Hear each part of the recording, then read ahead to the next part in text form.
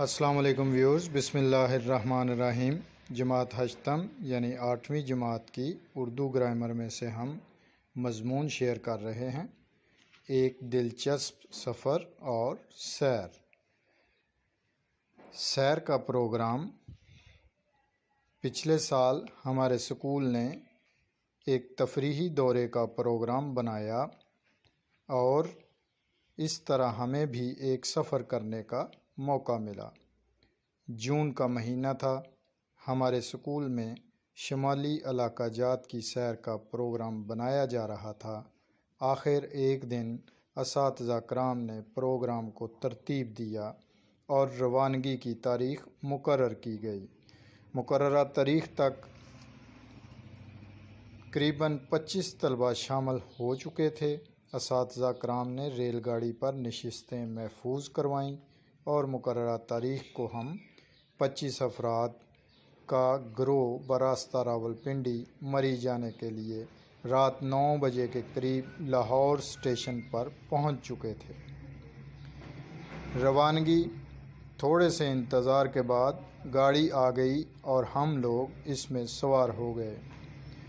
شروع میں سفر کے شوق میں نیند نہیں آ رہی تھی، اس لیے جب گاڑی کسی اسٹیشن پر رکتی تو بڑے غور سے مشاہدہ کیا جاتا کہ کون سا اسٹیشن ہے اور ہم نے کتنا سفر طے کر لیا ہے۔ پھر آہستہ آہستہ ہر ایک پر نیند طاری ہو گئی اور سب سو گئے۔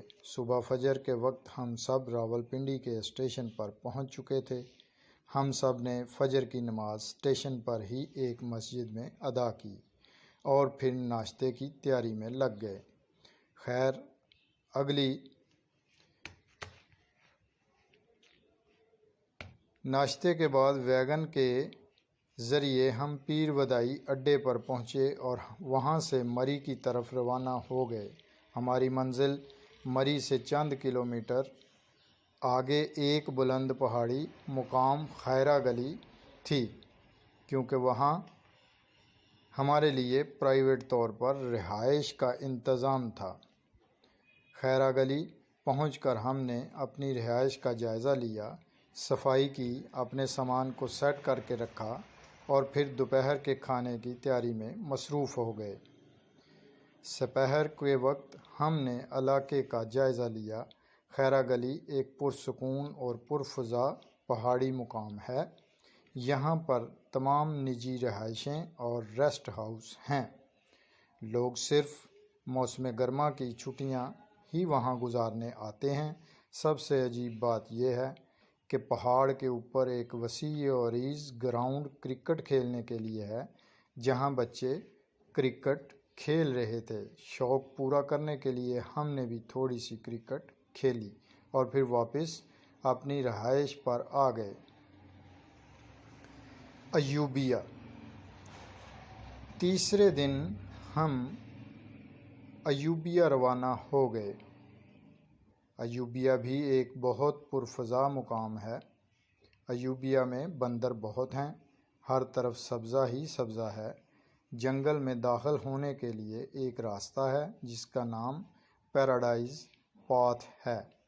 اسے دیکھ کر واقعی جنت کا احساس ہوتا ہے۔ تھوڑا سا گھوم کر ہم چیئر لفٹ کی طرف آ گئے، وہاں بیٹھ کر خوش گپیاں لگانے میں مصروف ہو گئے۔ قریباً سپہر کے وقت ہم پیدل اپنے رہائشی مقام کی طرف پلٹے اور راستے بھر قدرت کے مناظر کا جی بھر کے لطف اٹھاتے رہے۔ پتریاٹا یعنی نیو مری۔ چوتھے دن پھر آرام کیا اور 5ویں دن پتریاٹا نیو مری کو نکل گئے۔ ہمارے گروپ میں سے کئی افراد نے اس مقام کو پہلے بھی دیکھا ہوا تھا۔ چیئر لفٹ پر بیٹھے، کیبل کار کی سفاری کی اور سارا دن وہاں گھوم پھر کر لطف اندوز ہوتے رہے۔ شام کو پھر گاڑی کرائے پر لی اور اپنی رہائش گاہ پر واپس آ گئے۔ واپسی۔ قریباً 7 دن وہاں گزارنے کے بعد لاہور کا رخ کیا۔ باہمی مشورے سے طے پایا کہ واپسی براستہ موٹر وے ہوگی، لہذا مری پہنچ کر بس کی ٹکٹیں لیں اور اس میں سوار ہو گئے۔ جب بس بھیرا پہنچی تو اس نے تھوڑی دیر کے لیے قیام کیا۔ باہر نکلے تو ایسے لگا جیسے آگ برس رہی ہو۔ دل بار بار واپس مری جانے کو چاہتا تھا، مگر مجبوراً ڈرائیور نے ہارن دیا۔ تمام مسافر بس میں سوار ہو گئے اور قریباً شام کے وقت ہم سب اپنے اپنے گھر پہنچ چکے تھے۔ ایک سفر کا سفر نامہ جو ہے اس کو ایک مضمون کی شکل میں تحریر کیا گیا ہے، اسے ہم نے شیئر کیا آپ کے ساتھ۔ اپنا خیال رکھیے گا۔ اللہ حافظ۔